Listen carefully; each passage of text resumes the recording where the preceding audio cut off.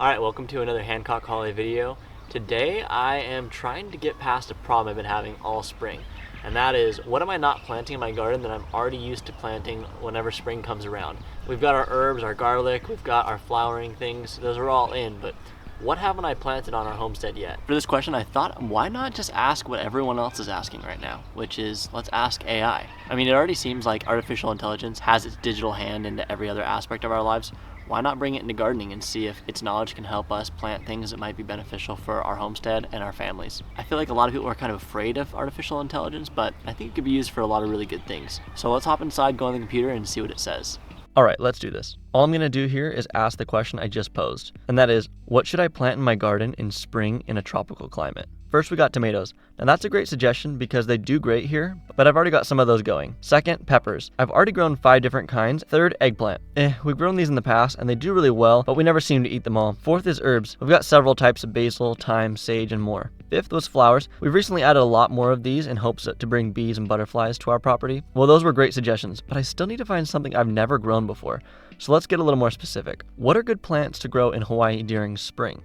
But then it suggests one of our more prolific crops, which is pineapple. So I'm just going to insert a little video of our new ducklings. Second, it suggests orchids. It's kind of my mom's favorite thing to plant. Third, plumeria. As I mentioned before, we've got those covered. We even used to have a 15-foot tree right here where this banana tree is now. Fourth is a beautiful plant to have around, the tea plant. Fifth is papaya, which is my dad's plant of choice. Every time he goes to Home Depot, he comes back with one.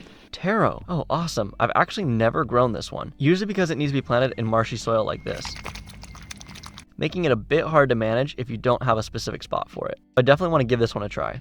Thanks, AI. So I hopped onto our local FarmLink website and found a farmer that was selling some on a great deal. Now it's time to wait for it to be delivered. Well, that was quick for you, and it was also quick for me because we ordered it within minutes of the midnight cutoff. That is not a common occurrence when it comes to shipping in Hawaii. Shout out to supporting local.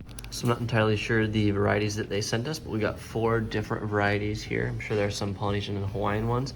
This one is Elepaio Hakea. This one is Hapu. This one is Ula Ula Kumu. And our last one is Manini Obali. There we go. Now we've got 4 starts and we're gonna go find a good spot for them.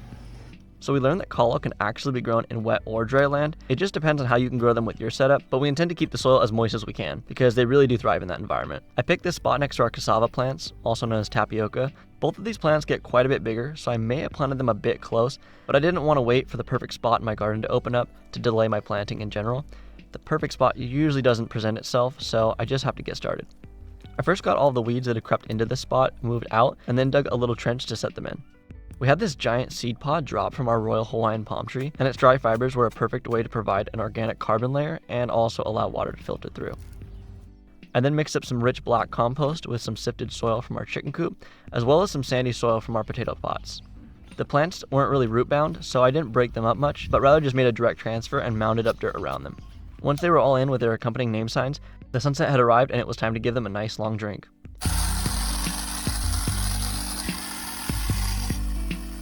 Alright, back over to Past Hunter to show you the results.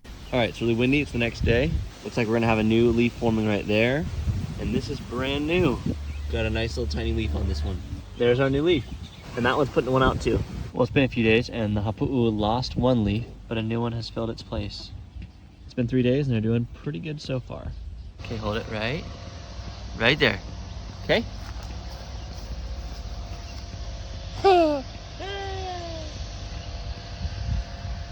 Good job. Good job. High five. Yeah. High five. All right, hope I'm not blocking these beautiful kalo taro plants here. This has been about 10 days, so they are all doing really well. And overall, I would say they're thriving. Their soil is being kept moist, they're getting really good sun all day, and we're making sure to cut back on the weeds every time we see them pop up. I mean, if you want to start a garden and you have no idea how, you could very easily type in like how I did and just look at your area, what kind of climate you have, and type in what you want to grow. And it might be able to tell you what might be in season, what time it's good to grow, and how you should grow it. There's a lot of knowledge and experience in asking other farmers in your area, but this might be a good first step to dip your toe in the water. Overall, I'd call this an AI win. Let me know in the comments if you think so too. If you like this video and you like the effort that we put into it, really appreciate it if you subscribed and kept following along with our journey. Thanks. Happy gardening.